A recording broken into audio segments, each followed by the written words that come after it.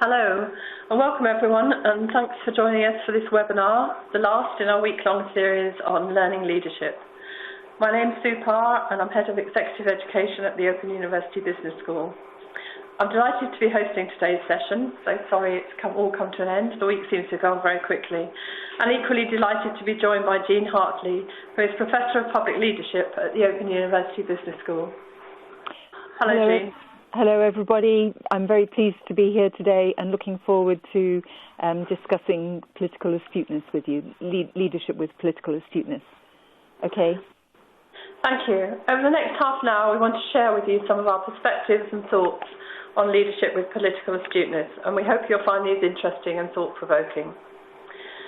As we said over the week, this series of webinars has been delivered as part of Learning at Work Week, an initiative that's taken place the weekend that we've been proud to be a sponsor of. It's an annual opportunity to champion and encourage the benefits of learning in the workplace, and we hope that through the course of these 5 webinars we've been able to share some valuable insights and perspectives with you. As always, you'll be able to interact with us today during the webinar via our online polls, which our technical manager Andrew will launch during the next 30 minutes. And also via the chat panel you see, and I know you're already engaging on your screen now. Do please share your questions in that chat area and we'll try and answer as many of those as we can. Like all the webinars, this webinar will be recorded and will be available online after this session. So if you have colleagues who would like to join in but haven't been able to, you can share this with them. We will be circulating the links to these recordings next week. We also welcome you to tweet your thoughts and perspectives on this webinar. You'll see the details for this at the top of your screen now. And now we'll go to the first part of Jean's presentation on leadership with political astuteness.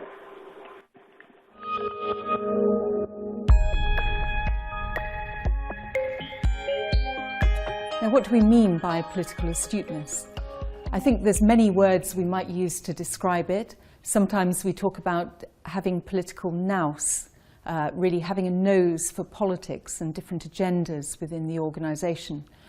Or we might talk about having political intelligence, or being savvy, or having political antenna. Sometimes we talk about it as politics, both big P and small p politics. In other words, not just working with elected politicians, but also the small politics in organisations, the factions and tribes and tensions that can occur inside an organisation. I'm going to argue that this is increasingly important for leaders these days because for many people, whether they're first-line leaders or in the middle of an organisation or at the top of an organisation, they're likely to have to deal with a range of different stakeholders who have different views, different interests, different values, and part of the leadership skill is to be able to harness these different interests in order to achieve some kind of organisational purpose. So the kind of stakeholders that many leaders are having to work with includes having to work with strategic partners. For example, in the private sector, you may have to work with suppliers and quite an extended supply chain. Or if you work in the public sector, you may have contracted out services or have to work with different partners, police, health, local government, and so on. And it's no longer possible to lead simply with authority. One has to use leadership beyond authority and use influence to try to engage those other stakeholders who may be wanting to do very different things. So political astuteness becomes important as a way to understand other people and still harness those differences to achieve social and organisational outcomes. So I've mentioned supply chains, I've mentioned strategic partners. There may be other stakeholders around the organisation. There may be that you have to negotiate with trade unions or professional groups, or you may have to negotiate some sensitivities around different factions in your organisation. There may be media interest in the kind of work that you do, and being politically savvy will help you manage the kind of stories that the media may write about you and your organisation. And you may be in a job where you have to work with elected politicians, whether those are local councillors, members of assemblies like the Scottish Parliament or the Welsh Assembly, or national politics, or indeed European Union politics. So the real challenge for leaders is, how do you lead across these very different interests and still get things done for the organisation? And I will argue that's where politics comes in. Now, politics in the management literature and in the leadership literature is sometimes seen as a dirty word. It's something which is self-serving, it's devious, it's manipulative, and it's something to be avoided at all costs, because good leadership ought to be able to avoid that kind of manoeuvring that can happen in organisations.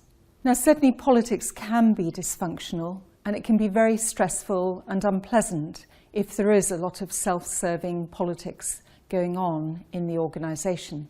But there is another side to the coin of politics, which we're increasingly coming to understand, partly through an understanding of the political science literature.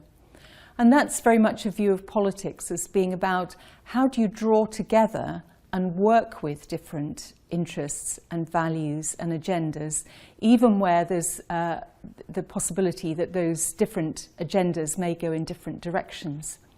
So politics in that sense is not about creating conflict, but working with contest and conflict, and can be seen, if you like, as the art of the possible.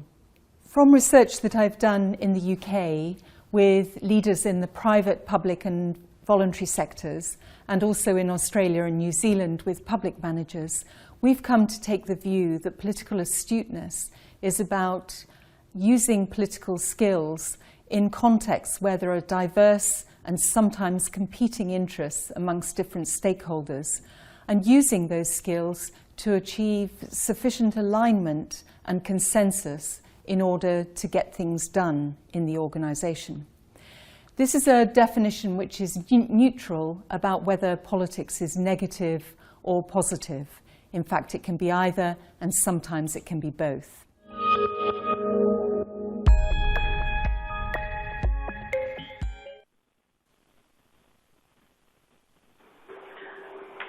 Thanks very much, Jean. Before we look at some of the questions that are coming in, I'd like to launch the first poll today, which is as follows. Which statement do you agree with most? A, I deliberately and consciously use political astuteness skills in my daily professional life. B, I use political astuteness skills regularly in my work, but almost without knowing. C, I use some political astuteness at work, but I could do with being much better at this. And D, I don't require any political astuteness in my daily professional life. Thank you very much. If you can poll those now, I'll give you the responses a bit later on.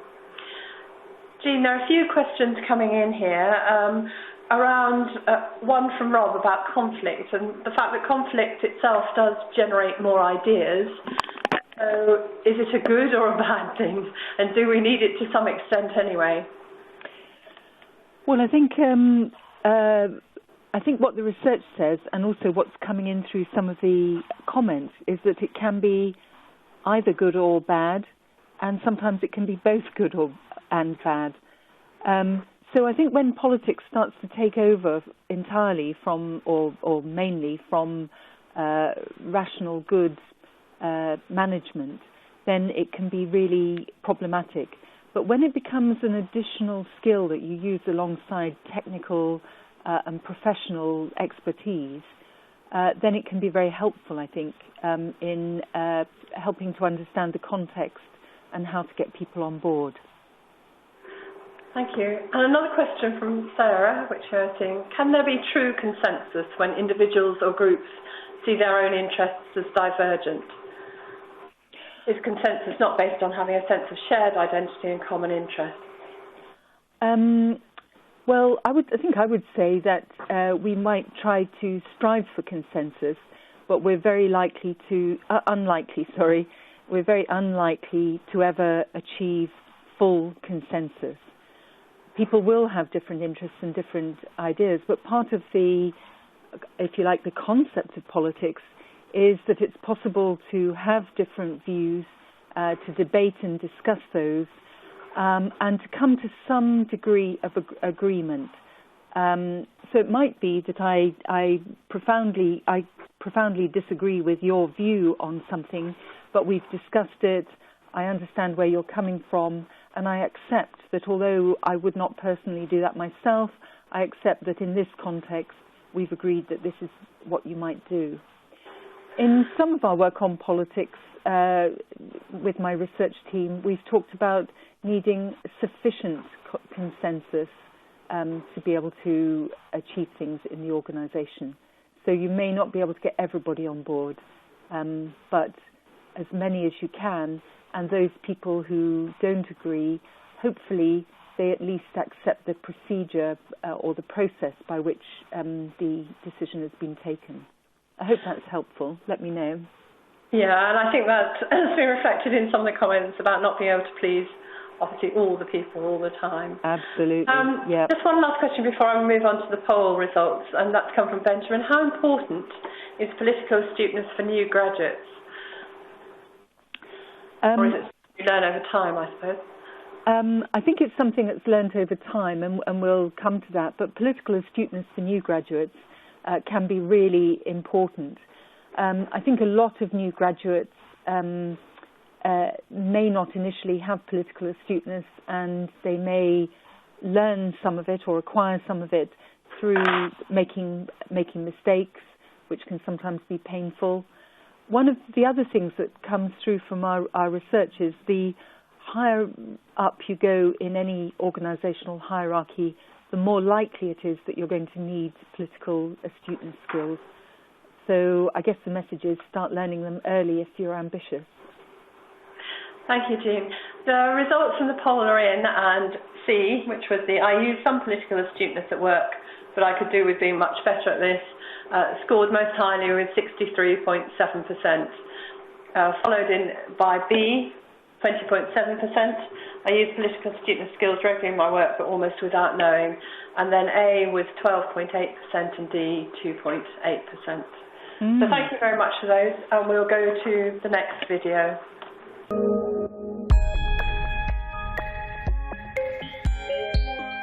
So we've discussed what I mean by political astuteness. Let's turn to see what public leaders and managers say about politics in their own workplace. When we did the UK survey with private, public and voluntary sector managers, 1,500 of them, we asked them, what do you understand by politics in your work as a manager? And they were allowed to have up to 3 responses. What we found was that managers overwhelmingly talked about politics in a very constructive way.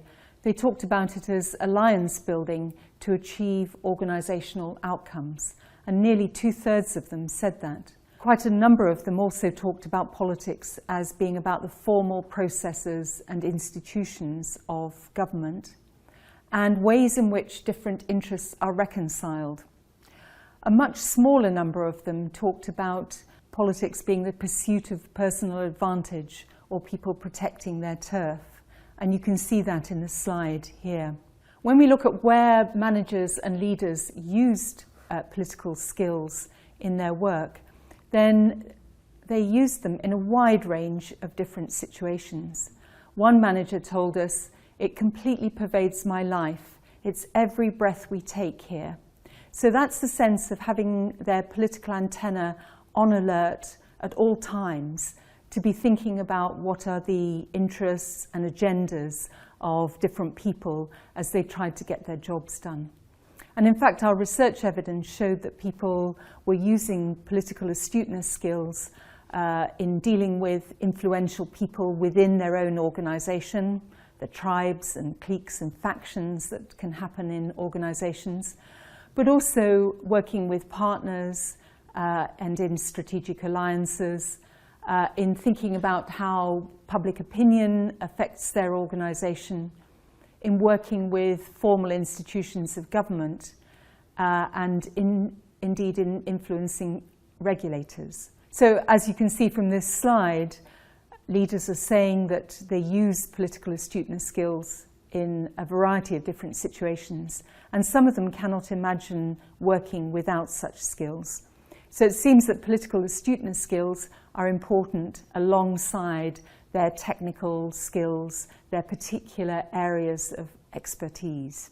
So we've talked about political astuteness skills being important in the workplace to deal with different stakeholders, but what are those skills? I conducted research with Clive Fletcher and have since developed it with other researchers in the United States, Australia and New Zealand. And we've come up with a framework to understand what the components of this particular set of skills are. So firstly is the importance of personal skills. These might be found in any effective leader, but they're particularly salient for political astuteness. It includes understanding yourself emotionally, being able to exercise self-control, for example, when to know when to let feelings and passion show and when to exercise self-control. But it also, interestingly, includes having a proactive disposition. So it's a sense of somebody who tries to anticipate and develop the agenda rather than passively waiting for things to happen to them. That seems to be quite an important part of the personal skills of political astuteness. That doesn't mean to say that you're the person who takes action. Sometimes it's politically astute to wait for somebody else to take the first move, but actually thinking it through is being proactive. So the second major dimension is around interpersonal skills. And these include really listening to other people, encouraging people to be open with you, be curious about other people, making other people feel valued, and developing a wide range of relationships with people, whether or not those are pragmatically important to you. So it's taking an interest in other people. The third dimension lies really at the heart of political astuteness, and this is about reading people and situations. So it's thinking about other people, being able to put yourself in their shoes, to think about what are their values, what are their interests, what are they trying to achieve. Is the agenda on the table at a meeting the real agenda, or are there underlying motives and drivers of what people are doing? And it's not just about understanding individual people, but also the situations, understanding organisational cultures, the power structures, and so on. If you're, for example, if you're working with a partner organisation, do you understand enough about that person and the organisation they come from to know whether they can deliver or not in terms of what you're trying to achieve? Or is their agenda quite different from yours? This dimension also involves recognising where you are a threat to other people, something that many people are not particularly good at doing. Now, the fourth dimension we call building alignment and alliances. And this is about moving into action. It's about thinking about who you can build a coalition with and perhaps who you need to exclude in order to get done the organisational leadership that you need to exercise. So it's being able to make alliances even in situations of competition, knowing when to collaborate and when to compete, really understanding the differences in your alliance, not just the win-win. What we know from research is that partnerships work best where the partners have been able to identify where they are different, not just where they are similar. And the fifth dimension we have called strategic direction and scanning. Up till now, the dimensions I've talked about are about understanding other people, understanding their interests, their drivers, their motivations. But strategic direction and scanning is about actually keeping hold of your own sense of purposes and what it is you're trying to achieve. When to move fast on your agenda and when perhaps to go slowly because you recognise that the timing isn't right. And keeping a sense of that strategy and purpose as a leader, even in situations of great ambiguity and uncertainty. The strategic scanning part of this dimension is about picking up signals in the environment from other people, from your trade press, from a range of formal and informal situations that tell you that the situation might be changing. They may be very weak signals initially, but they're telling you about what is over the horizon, not just what is on the horizon. And that turns out to be a really important part of political astuteness, is being aware that there may be a range of issues that are going to affect your purposes as a leader. It might be an overheard conversation on a bus. It might be a chat by the water cooler in your organisation. It might be reading the trade press or watching the news on television. All these things may give you signals that are going to be important for understanding the context of your own organisation and your own leadership purposes. So I've outlined the Political Astuteness Skills framework, and I hope that's useful for you for discussion. One of the national newspapers in the UK, The Guardian, picked up on this framework and produced an article about it, and also drew a little cartoon which I'll share with you. So as you can see, it's a perfect excuse to go to the pub.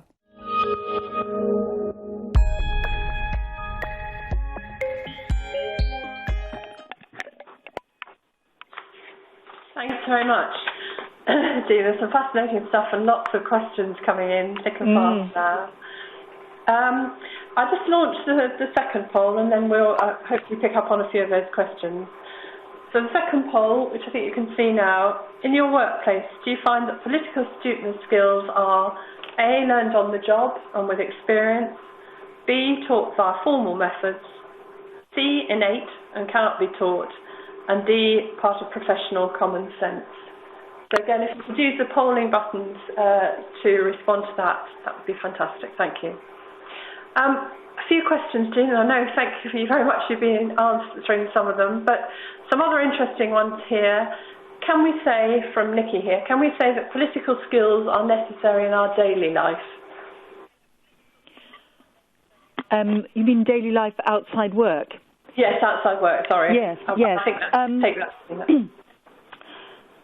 Yes, I think they can be very useful indeed. They can be useful skills in families, in communities, in volunteering work or whatever. I sometimes say that a lot of people first develop their political astuteness skills in their families because there's nothing like having siblings or cousins or whatever squabbling over different things that you want to do to actually start teaching people about differences of interests and views. That's slightly jokey, but I think it's true. Now, I've talked about having political antenna, and obviously in your family you want to be able to relax, or with friends or whatever. So it's not a question of having them turned on all the time in the intense way that you might in a workplace where you're involved in a tricky negotiation or whatever. And obviously you want to be much more open often in family and friendship settings. But that sense of having political savvy, of a kind of curiosity and openness about not assuming that people have the same interests or goals as you, is something that can stand people in good stead in all areas of their life. Very interesting question. Thanks very much, Jean. There are a number of other questions, but I'll leave those until after the final part of the presentation. But before we move to that, just like to give you the poll results, which, as you'll see, kind of overwhelmingly pick up A, learned on the job and with experience, which got 78.3%. The second highest was part of professional common sense, which got 15%, and B and C 2.3 and 4% respectively. We'll move on now to the third and final part of the presentation.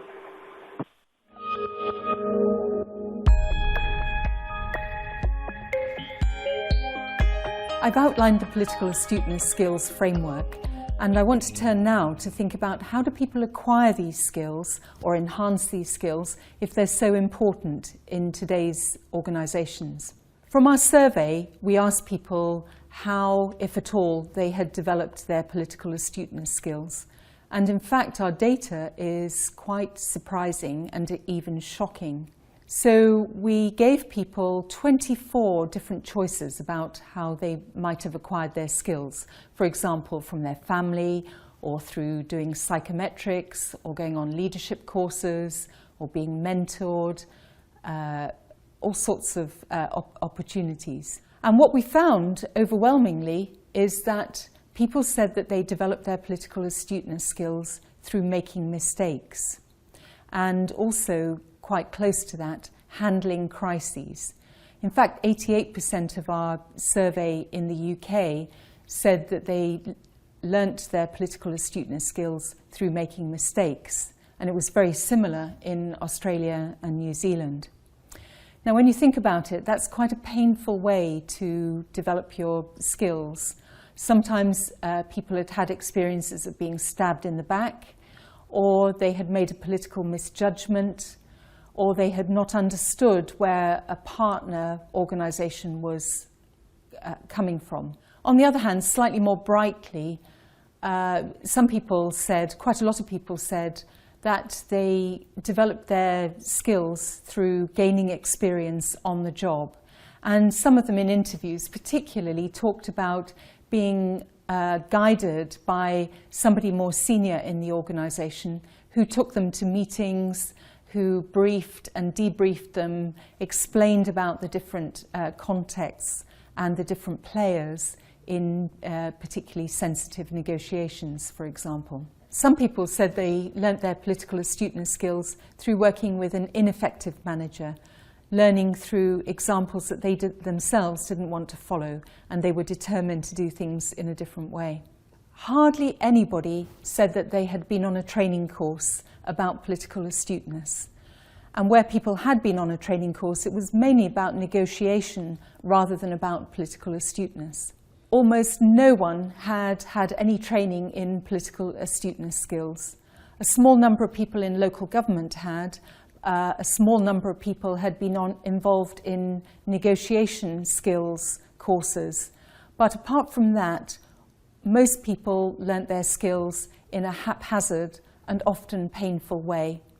Sometimes where people had made a misjudgment, they might talk with a trusted friend, perhaps go to a local coffee shop and really talk over what had happened in order to try and understand what had gone wrong. It's interesting this because actually what our research shows is that making mistakes and handling crises are a really important way of developing political astuteness skills, and yet organisations aren't capitalising on that to really help people develop these skills. Often where mistakes happen, there's either a blame game or the mistakes are swept under the carpet. And yet our research is saying this can be a really important way of helping develop the leadership skills of managers across all sectors. Political astuteness skills are essential for the modern leader, and yet we've seen that there's very few courses around which help people develop these essential skills. However, there is a bit of good news on the horizon.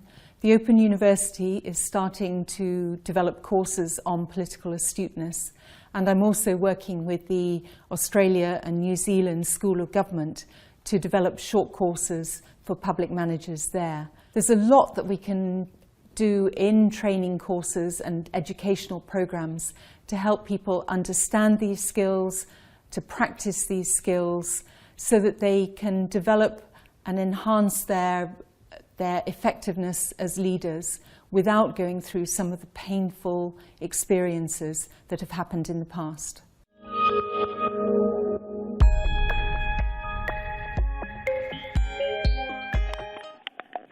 Thank you very much. I think that's given a lot to think about generally, and certainly a lot of questions are still coming in. I hope you don't mind, we'll just run over by a minute or two just to give ourselves an opportunity to answer one or two of the questions that are still popping in here. Clearly, I think, Jean, people have been picking up on networking and emotional intelligence and so on as very closely related. There's a question here about, is there a strong link with resilience as well, particularly in the learning phase, as you pointed out? I think there probably is. We don't have the research evidence directly on that, but indirectly from our interviews, one does have a sense that managers develop resilience as well as political astuteness together. And other points that have been made during the course of the last few questions, I think there's something about, is it important to have a sort of underlying atmosphere of respect if you're trying to deal with sort of political astuteness in any way? I think it helps enormously. I think the starting point is respect and curiosity, even for people whom you're finding quite difficult or quite challenging, and who may cause quite angry or frustrated feelings in you. I think the important thing is to keep respect. I remember once talking to a permanent secretary who worked very closely with elected politicians, and he had very good advice. He said, you might disagree with what they're doing, you might not even like them as people sometimes, but the important thing is to really be thinking about why are they thinking and acting in the way that they are. Thank you very much. I think we'll probably have to draw it to a conclusion now. It seems like everyone found your presentation incredibly useful, Jean. Thank you very much indeed. And thank you everyone for taking part in this webinar and the rest during the week. We've really enjoyed it, and I can see from some of the comments you have too. Thank you very much for that. We'll now be putting up the links to the various things that have been through the course of the week. And as I said at the beginning, you will be able to pick these up again. They have been recorded to be looked at later, and we will be sending you details of that during the course of next week. So thank you very much. Thank you very much for being part of this week. I hope you enjoyed it. Goodbye. Bye-bye.